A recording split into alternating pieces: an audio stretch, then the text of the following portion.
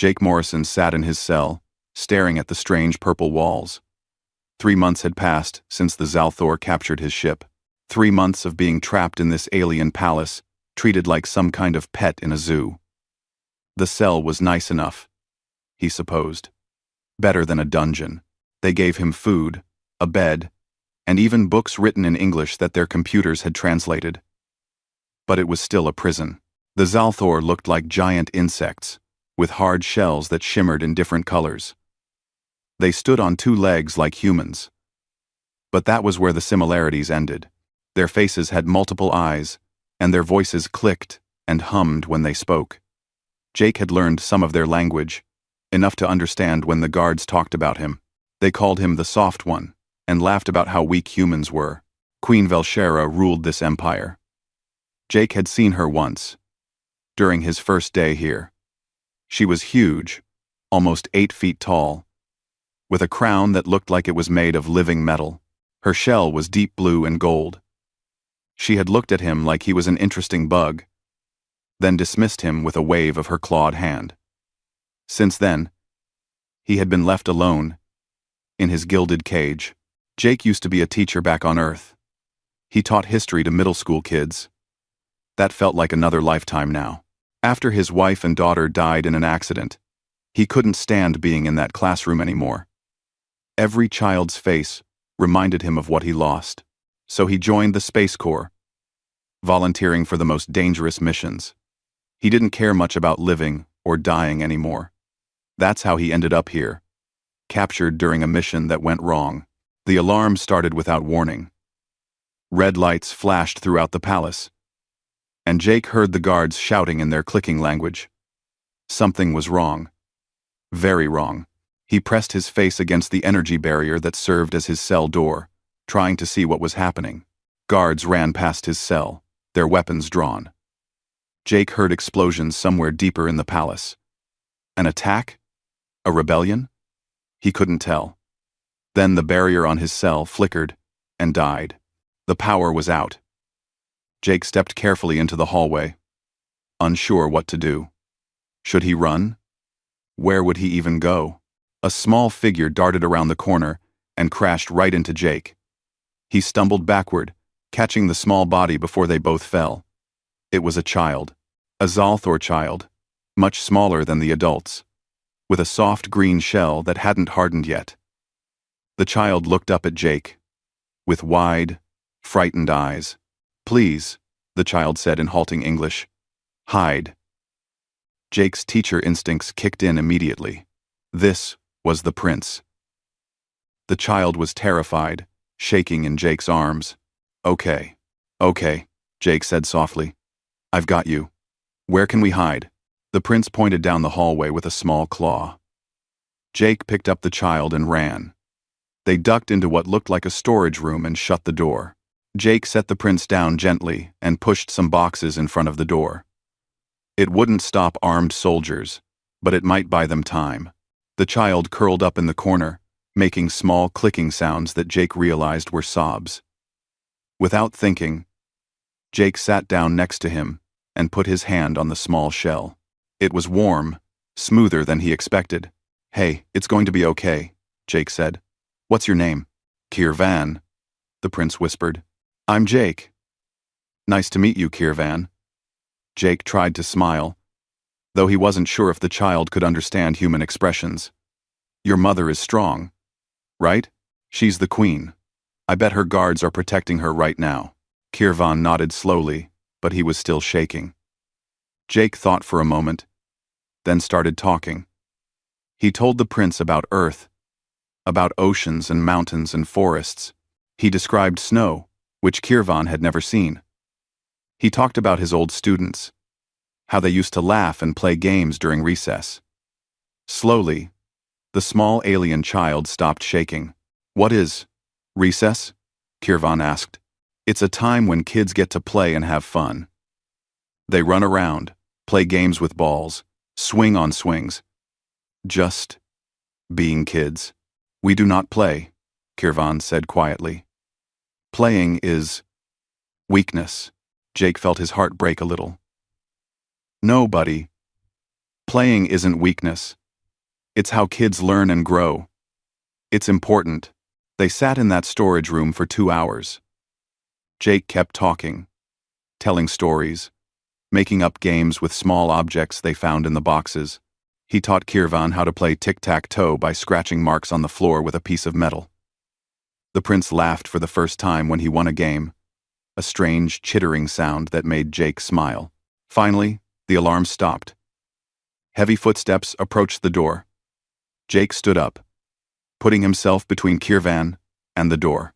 The boxes were pushed aside, and royal guards entered with weapons raised. When they saw the prince safe behind Jake, they lowered their weapons slowly. "The queen wants to see both of you," one guard said in English. Jake picked up Kirvan, who clung to his shoulders. As they walked through the palace hallways, Jake saw broken walls and scorch marks from the battle. Whatever had happened, it had been serious. Queen Velshera stood in her throne room, surrounded by advisors and guards. She had a wound on her arm, purple blood seeping through the bandage. When she saw her son in Jake's arms, her multiple eyes widened. "Kirvan," she called out. The prince scrambled down from Jake and ran to his mother. They touched foreheads, a Zalthor gesture of affection that Jake had read about. The queen examined her son carefully, checking for injuries. Then, her eyes turned to Jake. "You protected him," she said. It wasn't a question. "Yes," Jake replied simply. The queen stared at him for a long moment. "Take the human back to his cell. I will decide what to do with him later." As guards escorted Jake away, he looked back and saw Kirvan watching him. The small prince raised one claw in what might have been a wave. Jake waved back, wondering if he would ever see the child again. 3 days passed before Jake saw Kirvan again. The guards came to his cell one morning and told him to follow them. They led him outside for the first time since his capture, into a massive garden filled with plants from dozens of different worlds. The air was warm and smelled sweet, like honey mixed with something Jake couldn't identify. Kirvan sat on a stone bench, surrounded by 3 tall Zalthor wearing formal robes. These must be his tutors, Jake realized. The prince looked miserable as one of them droned on in their clicking language. When Kirvan saw Jake, his whole body perked up. He started to stand, but one of the tutors placed a firm claw on his shoulder, forcing him back down. "You will wait here," a guard told Jake, pointing to a spot about 30 feet away. "The queen has ordered that you be allowed in the garden during the prince's lessons. You will not approach. You will not speak. You will simply exist." Jake nodded and sat down where he was told. He watched as the tutors continued their lesson. Even without understanding most of their words, Jake could tell they were teaching warfare and strategy. One tutor showed Kirvan holographic images of battles, pointing out tactics and formations. Another quizzed him on the weak points of different alien species. The third seemed to be teaching him about political manipulation and how to use fear to control subjects. It made Jake sick to watch. This was just a child, maybe 6 or 7, in human years. He should be playing and learning basic things, not studying how to destroy enemies and rule through fear. Every time Kirvan gave a wrong answer, the tutors would click their mandibles in disapproval, and the prince would shrink a little smaller. This routine continued for a week. Jake would be brought to the garden each day and forced to sit silently while Kirvan endured his harsh lessons. But something interesting started happening. After the tutors would leave, the guards would relax. They would chat among themselves, not paying much attention to Jake or the prince, and Kirvan would slowly edge closer to where Jake sat. On the 8th day, the prince finally reached Jake's bench. He sat down without saying anything, just close enough that their shoulders almost touched. Jake glanced at the guards, but they were busy talking and hadn't noticed. "Hey, buddy," Jake whispered. "How are you doing?" "Tired," Kirvan replied quietly. "Always tired. Always wrong." "You're not wrong. You're just learning. That's different. Master Zek says I am soft. Master Vel says I ask too many questions. Master Hin says I will be a weak ruler. Master Hin says, Master Vel. Master Vel says, I will be a weak ruler. Master Vel says, I will be a weak ruler. Master Vel says, I will be a weak ruler. Jake felt anger burn in his chest. They're wrong. Asking questions makes you smart, not weak. And being kind isn't the same as being soft. All. Kind? Kirvan tilted his head. A gesture Jake had learned meant confusion in Zalthor. Yeah. It means caring about others, treating them well, helping when you can. Like you helped me, the prince said. Exactly like that. From that day forward, Kirvan and Jake had their own secret lessons. After the tutors left and the guards got distracted, Jake would teach the prince different things. He taught him about earth animals, drawing pictures in the dirt with a stick. He explained how ecosystems worked, how every creature had a purpose, and they all helped each other survive. He told stories about human heroes who won through cleverness and cooperation, not just violence. Kirvan absorbed everything like a sponge. He asked questions constantly, and Jake answered each one with patience. The prince was brilliant, Jake realized. Not just smart in the way his tutors wanted, but truly intelligent. He could see connections between ideas, understand complex concepts, and think creatively. 2 weeks into their secret lessons, other humans arrived at the palace. Jake was shocked when he saw them during his walk to the garden. Lisa Crawford, an engineer from the Space Corps, and Ben Sullivan, a medic. They had been captured during the same mission as Jake, but kept somewhere else. Now they were being brought to the palace as part of some negotiation with Earth. The guards let them talk briefly. Lisa was a tough woman in her 30s with short brown hair and sharp eyes. Ben was younger, maybe 25, with kind features and gentle hands that were perfect for a medic. Jake Morrison? Lisa said, shaking his hand. We heard about you. The human who saved the prince. I just kept a kid safe, Jake said. Anyone would have done the same.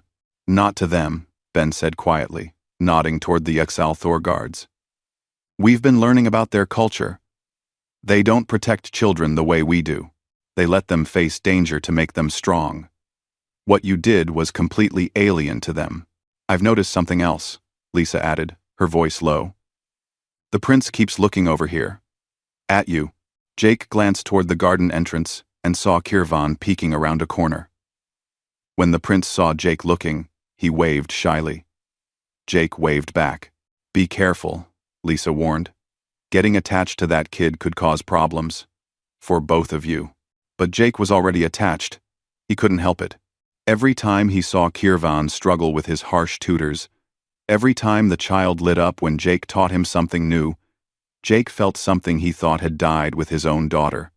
A purpose. A reason to care. One afternoon, after a particularly brutal lesson, where Kirvan had been scolded repeatedly, the prince came to Jake, with tears leaking from his multiple eyes. What is wrong with me? Kirvan asked. Why can I not be what they want? Jake pulled the child close, letting him lean against his shoulder. There's nothing wrong with you. You're perfect exactly as you are. But I am weak. I feel things. I care about servants when they are hurt. I do not want to hurt others, to make them obey. That's not weakness, Kirvan. That's called compassion. It's one of the most important things a leader can have. What is a leader who has compassion? Jake thought for a moment. Someone who is strong enough to be kind. Someone who knows when to fight and when to make peace. Someone people follow because they love them, not because they fear them. Like a father. The word hit Jake hard. What do you know about fathers? I heard you speak the word before, to the guards, but we do not have this word. Jake's voice was thick when he answered. A father is someone who protects you, teaches you, and loves you no matter what. Someone who wants you to be happy and helps you grow into the best version of yourself. Not what someone else wants you to be, but who you truly are inside. Kirvan was quiet for a long time. Then he said something that changed everything. "I wish I had a father." Jake pulled the prince closer, his heart breaking and healing at the same time. "Yeah, buddy. Me too." Neither of them noticed the royal advisor watching from the shadows, his mandibles clicking with displeasure. Jake woke up to guards surrounding his cell. More guards than usual, all carrying weapons. Their mandibles clicked in an aggressive pattern that Jake had learned meant danger. Before he could ask what was happening, they opened the barrier and pulled him out roughly. "You are charged with crimes against the Empire," one guard said. "You will face the High Court." They dragged him through the palace hallways. Jake's mind raced. What had he done? He had just talked to a lonely child, taught him some stories and ideas. How was that a crime? But as they entered the massive throne room, Jake saw the assembled court and realized this was serious. Hundreds of Zalthor filled the space, all wearing formal robes in different colors. At the front, Queen Velshara sat on her throne, her face unreadable. A tall Zalthor with a dark red shell stepped forward. This must be the prosecutor, Jake thought. The alien's voice boomed through the chamber. This human stands accused of corrupting the royal heir. He has poisoned the prince's mind with dangerous ideas. He has taught prohibited ideologies that weaken our empire. He has made the future ruler soft and unsuitable for command. Jake felt cold. They were putting him on trial for being kind to a child, for teaching Kirvan that compassion mattered. He looked around the room and saw Lisa and Ben standing in a corner, guarded but present. Lisa caught his eye and mouthed the words, "Stay strong." The prosecutor continued, presenting evidence.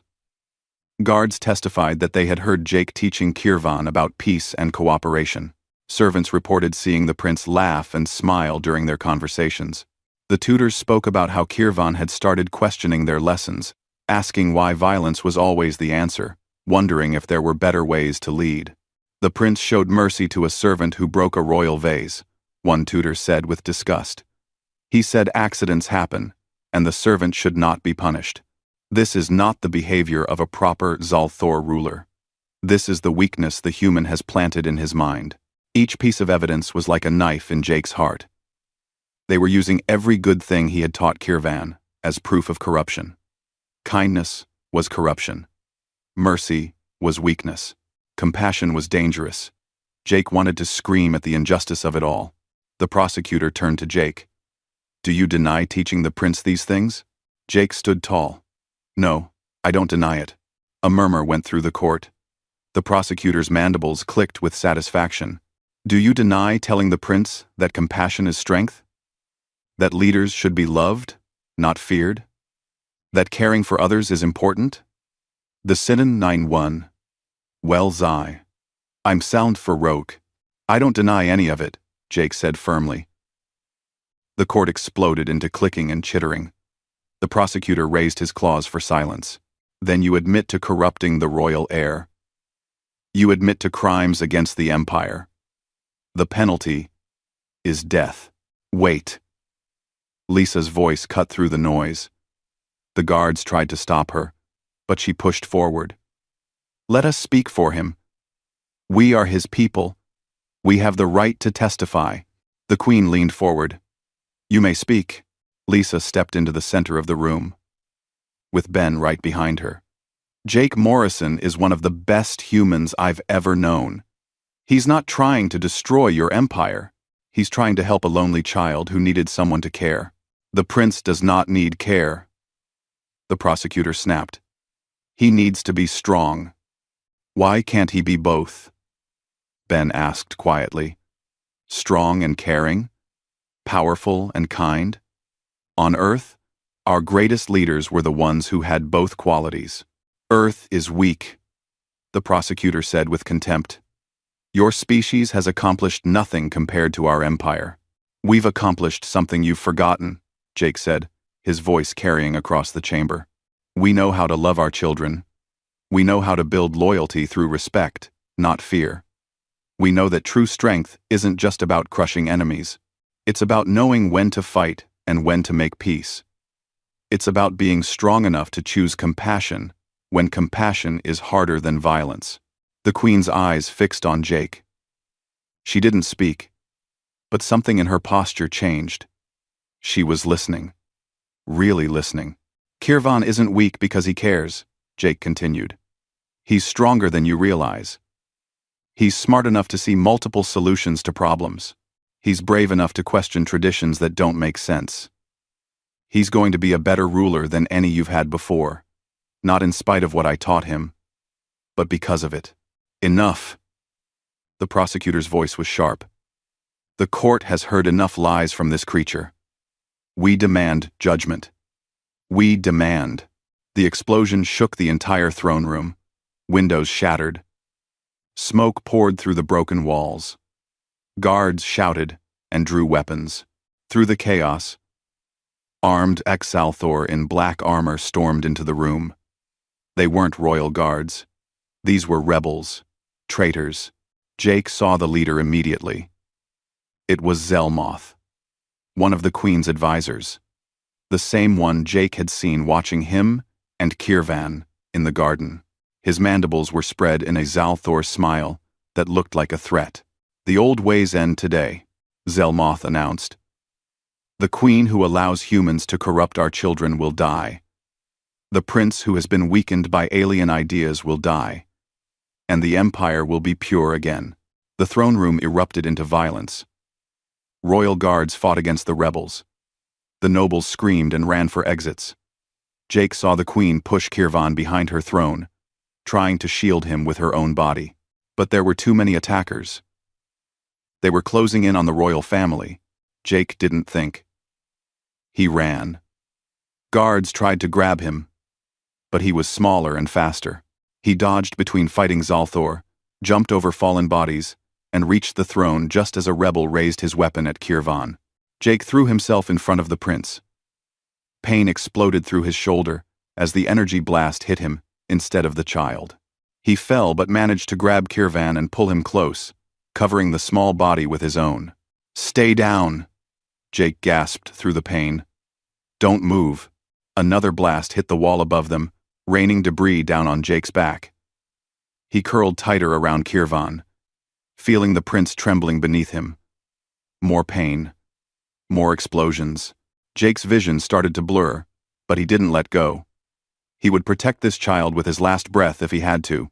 Suddenly, Lisa was there with Ben. They had grabbed weapons from fallen guards and were fighting alongside the royal soldiers. More guards rallied around the throne, finally pushing the rebels back. Jake heard Zelmoth screaming orders to retreat. The battle was turning, but Jake couldn't hold on anymore. The pain was too much. He felt himself falling, his grip on Kirvan loosening. The last thing he heard before darkness took him was a small voice crying his name. Jake woke up in terrible pain. Every breath hurt. His shoulder felt like it was on fire. When he tried to move, gentle hands pushed him back down. Ben's face came into focus above him. "Easy," the medic said. "You took 2 direct hits and got buried under half a wall. You're lucky to be alive." "Kirvan?" Jake's voice was barely a whisper. "The prince is fine. You saved his life." Ben's expression was strange, a mix of respect and worry. "The Queen wants to see you. Today." "The court is reconvening."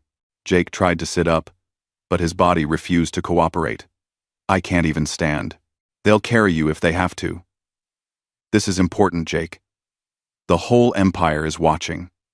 Thanks for watching.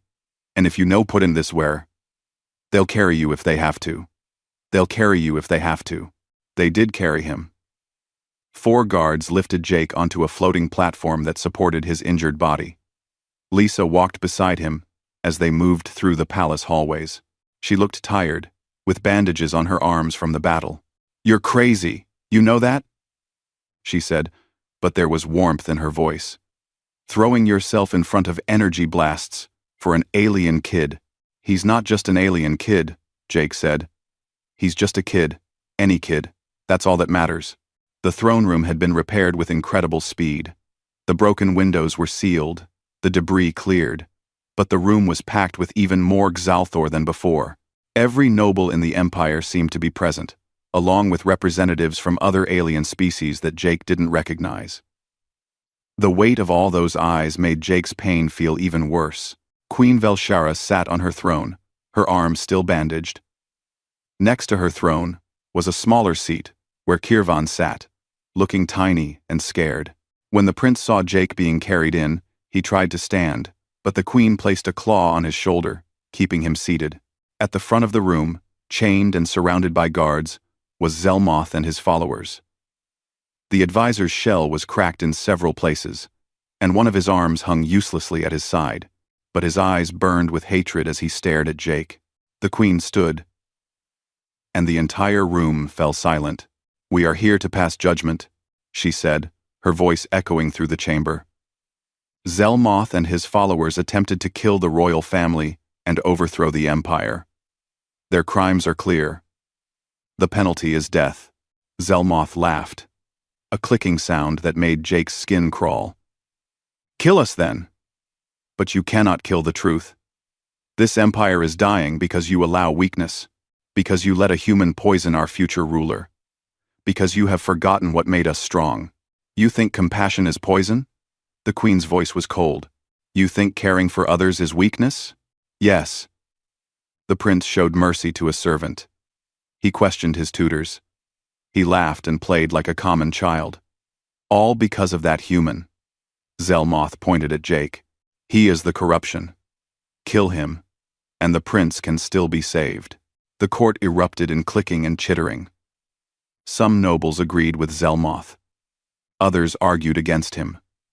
Jake saw the empire tearing itself apart over ideas he had taught to one lonely child.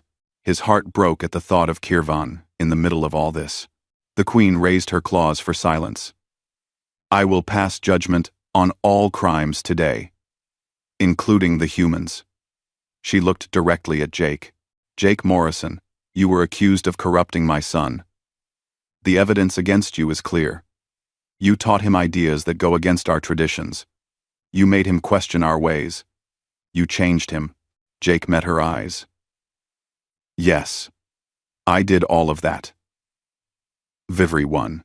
"You also saved his life during the coup. You put your own body between him and weapons that would have killed him. You protected him when my own guards could not reach him in time." "I would do it again," Jake said simply. The queen was quiet for a long moment. "Bring the prisoner closer." The guards moved Jake's platform forward until he was right in front of the throne. This close, Jake could see that Queen Velshara looked exhausted. The weight of leadership was heavy on her. "I have read the ancient texts of our people," the queen said. "Long ago, before we became an empire, we were different. We valued cooperation, along with strength. We cared for our young with tenderness, not just harsh training. Somewhere in our history, we forgot these things. We believed only hardness made us strong." She looked at her son. Then the coup happened. I watched my son's tutors hide in fear. I saw my advisors scramble to save themselves, but a human prisoner, a member of a species we call weak, ran toward danger to protect a child that was not even his own. And when I asked myself why, I realized something. We have confused cruelty with strength. We have mistaken isolation for power. The court was completely silent now. Every eye was on the queen. "I will pass judgment now," Velshara said. "Zelmoth and his followers will be executed for treason. As for Jake Morrison, no." The shout came from Kirvan. The young prince jumped from his seat and ran down the steps. Guards reached for him, but he was too fast. He ran straight to Jake, climbing onto the floating platform despite Jake's injuries. "Kirvan, get back here," the queen commanded, but the prince ignored her. He clung to Jake's uninjured side, his small body shaking. Jake wrapped his good arm around the child, pulling him close despite the pain it caused. "Don't hurt him," Kirvan pleaded, looking at his mother with tears streaming from his eyes. "Please don't hurt him, Kirvan. The court must. He protected me." The prince's voice cracked. "When I was scared in the storage room, he made me feel safe. When my tutors said I was wrong, he said I was perfect. When the bad people came with weapons, he put his body in front of mine. He got hurt because of me. The throne room was frozen. Every noble, every guard, every witness held perfectly still. Kirvan looked up at Jake, and in English, the language Jake had taught him, the prince spoke clearly, so everyone could hear. Dad. The word echoed through the absolute silence. Jake felt tears running down his own face. The prince continued, still in English, his small voice carrying to every corner of the vast room. You protected me. You taught me. You made me feel safe. That's what dads do. You told me that. A dad is someone who loves you, no matter what. Who wants you to be happy. Who helps you grow. Kirvan's voice broke. You're my dad. And I love you. Jake pulled the child closer, ignoring the pain in his shoulder, and pressed his forehead against Kirvan's shell. I love you too, buddy. So much. The queen slowly descended from her throne. She walked toward them, her footsteps loud in the silence. Jake looked up at her, ready to accept whatever punishment came. He had already gotten something he never thought he would have again. A child who loved him. A reason to live. It was enough. Velshara reached out with one claw and gently touched her son's head. Then, she did something that shocked everyone in the room.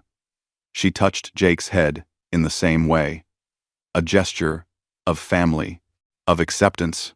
When she spoke, her voice was soft but clear. The court will recognize a new truth today. Strength comes in many forms. And sometimes, the bonds we choose are stronger than the ones we are born with. The queen's words hung in the air like a challenge. Jake watched as the nobles looked at each other, clicking and chittering in confusion and shock. Some looked angry. Others seemed thoughtful. A few were actually nodding their heads in what might have been agreement. Velshara turned to face the full court, her hand still resting protectively on Kirvan's shell. Jake Morrison, I pardon you of all charges. More than that, I offer you a position in this court as the official mentor and guardian of the prince. If you accept. Jake looked down at Kirvan, who was staring up at him with hope shining in his multiple eyes. I accept. But I have conditions. The court gasped. No one made conditions with the queen. But Velshara simply tilted her head. Speak. All the human prisoners must be released. Lisa, Ben, and everyone else. We're not your enemies. We're people who deserve respect and freedom. If you want peace between our species, it starts with treating us as equals. The queen considered this. Jake could see her weighing options, thinking about politics and power and tradition. But then she looked at her son, safe in Jake's arms, and something in her expression softened. Agreed. All humans will be granted diplomatic status and freedom to leave or stay as they choose. We will also establish formal negotiations with Earth for an alliance. A noble in the back of the room stood up. Your Majesty, this is too much change too fast. Our traditions nearly got my son killed. The queen interrupted, her voice sharp. Our traditions made us vulnerable because we valued hardness over wisdom. Zelmoth and his followers could recruit others because our people believed compassion was weakness. That ends today. She looked at the executed traitor's body and then back at the court. The coup showed us our true weakness. We have become so focused on appearing strong that we forgot what real strength is. Real strength is adapting, learning, growing. If we cannot change, we will eventually fall. Other empires will pass us by. Not because they are more violent, but because they are smarter and more united. Jake carefully stood up from the floating platform, still holding Kirvan. His shoulders screamed in pain, but he forced himself to stay upright. Ben rushed forward to help support him, but Jake waved him off gently. This moment required him to stand on his own. Your Majesty, Jake said, I'm not trying to change your whole civilization. I'm just trying to help one child grow up healthy and happy. If that changes other things along the way, maybe those things needed changing." The Queen's mandibles moved in what Jake had learned was a Zalthor smile. "Perhaps you are wiser than you know, human." Over the next few months, everything changed. Jake was given rooms in the palace, right next to Kirvan's quarters. Ben established a medical facility where Zalthor and humans could work together, sharing knowledge about medicine and healing. Lisa started a technology exchange program, amazed at how much each species could learn from the other. Jake's role as Kirvan's mentor became official. He still taught the prince in the gardens, but now he did it openly. Other young Zalthor nobles started joining the lessons, their parents curious about what made Kirvan so different. Jake taught them about cooperation, creative thinking, and emotional intelligence. Some of the older nobles complained, but they couldn't argue with the results. The young Zalthor who studied with Jake were solving problems their tutors couldn't handle, thinking in ways that traditional education never taught. Kirvan flourished under this new freedom. He was still brilliant at strategy and leadership, but now he combined that with empathy and understanding. He would spend mornings studying traditional Zalthor warfare and politics, and afternoons learning about diplomacy, art, and philosophy with Jake. The prince became known throughout the empire as someone who could be both strong and kind, fierce and gentle. The queen herself started changing. She began consulting Jake about decisions, asking for the human perspective on problems. She started showing more affection to Kirvan in public, touching his shell gently, speaking to him with warmth instead of just commands. The rigid formality of the royal family softened without losing its dignity. Not everyone approved. Some nobles left the court in protest. A few tried to organize resistance to the changes. But most Zalthor saw the benefits. The empire was becoming stronger, not weaker. Alliances formed with other species who had feared Zalthor aggression before. Trade increased. Innovation flourished. The empire was transforming from the inside out. 5 years passed like a dream. Jake's shoulder healed, though it still ached when the weather changed. His hair turned more gray. But he was happier than he had been since before he lost his family on Earth. He had found a new family here among the stars. The day of Kirvan's coming-of-age ceremony arrived. The prince was now considered an adult by Zalthor standards, ready to take on real responsibilities in the empire. The ceremony was held in the grandest hall in the palace, with thousands of Zalthor and representatives from dozens of alien species attending. Kirvan stood at the center of the hall in formal robes, his shell now a deep, rich green with gold patterns. He had grown tall and strong, but he still had the same kind eyes Jake remembered from that scared child in the storage room. The queen presented him with the ceremonial weapons of a Zalthor warrior and the seal of royal authority. Then Kirvan stepped forward to give his first official address to the empire. His voice was confident and clear. "I stand before you today as the future of this empire. I am a product of both old traditions and new understanding. My tutors taught me to be strong, to think strategically, to lead with authority. For this, I am grateful." He paused and looked at Jake, who stood near the queen. "But I also had another teacher. One who taught me that strength and compassion can exist together. That asking questions is not weakness, but wisdom. That the best leaders are those who inspire love, along with respect." Kirvan turned back to the assembled crowd. "Our empire was built on conquest and power. We have always believed that being strong meant being hard, that showing emotion was dangerous. But I have learned something different. I have learned that true power comes from knowing when to fight and when to make peace. From being brave enough to change when change is needed. From being strong enough to be gentle when gentleness is right." He gestured to the diverse crowd of aliens attending. "Look at who stands here today. Species that once feared us now stand beside us as allies. Our economy is stronger than ever. Our technology advances faster because we share knowledge instead of hoarding it. Our young people are happier, healthier, and more capable than previous generations. This did not happen because we became weak. It happened because we became wise enough to grow. The hall erupted in clicking, chittering, and various alien sounds of approval. Even some of the old nobles who had resisted change were nodding. The proof was undeniable. The empire had not fallen apart from these changes. It had become greater. After the ceremony, Jake found himself standing on a balcony overlooking the capital city. The sun was setting, painting the sky in colors that still amazed him even after 5 years. He heard footsteps behind him and knew without looking who it was. "Dad," Kirvan said, standing beside him. Even though the prince was now taller than Jake, he still used that word. He always would. "I'm proud of you," Jake said. "That was a great speech. I meant every word." Kirvan looked out over the city. "I want to visit Earth. Your world. I want to see where you came from. The oceans you described. The forests. The mountains." Jake felt his throat tighten with emotion. "I would love that. Will you come with me? Show me your home?" "Of course. Always." They stood in comfortable silence for a while, watching the city lights begin to glow.